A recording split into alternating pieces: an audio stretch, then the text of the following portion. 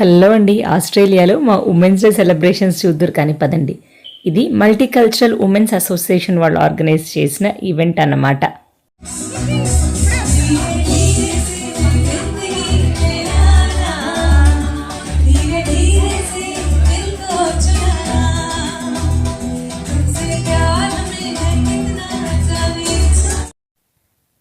ఆడవాళ్ళు నలుగురు కలిస్తేనే ఫుల్ హడావిడిగా ఉంటుంది. అదే 60 మంది కలిస్తే ఎలా ఉంటుంది? ఇలా ఉంటుంది. డెకరేషన్ అయితే సూపర్గా చేశారు. మంచి పర్పుల్ థీమ్లో. అండ్ హాల్ అంతా చూడటానికి ఇలా ఉందన్నమాట. జయహో అని హాపర్స్ క్రాసింగ్లో ఉండే ఒక రెస్టారెంట్ హాల్లో అరేంజ్ చేశారనమాట వీళ్ళు. చాలామంది ఫ్రెండ్స్ వచ్చారు. ఆ కార్నర్లో ఉన్న టేబుల్ మన ఫ్రెండ్స్దే.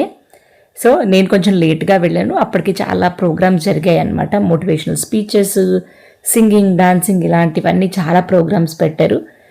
ఫ్యాషన్ షో కూడా చేశారు. అంటే టీమ్స్ వైజ్గా. అది నేను నెక్స్ట్ వీడియోలో షేర్ చేస్తాను.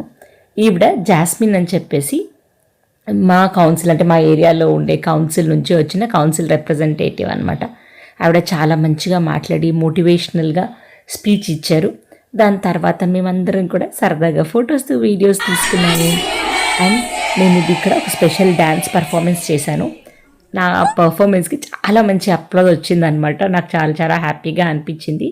సో అలా కొంచెం గ్రూప్ ఫొటోస్, లాస్ట్లో డీజే పెట్టుకొని మల్టీ కల్చరల్ని రిప్రజెంట్ చేసేటట్టు అన్ని లాంగ్వేజెస్లో పాటలు పెట్టుకొని డ్యాన్స్ చేసామన్నమాట. డ్యాన్స్ చేయడానికి మనకు లాంగ్వేజ్ కన్నా 3 ఫ్రెండ్స్ ముఖ్యం కదా, అవునా కదా చెప్పండి.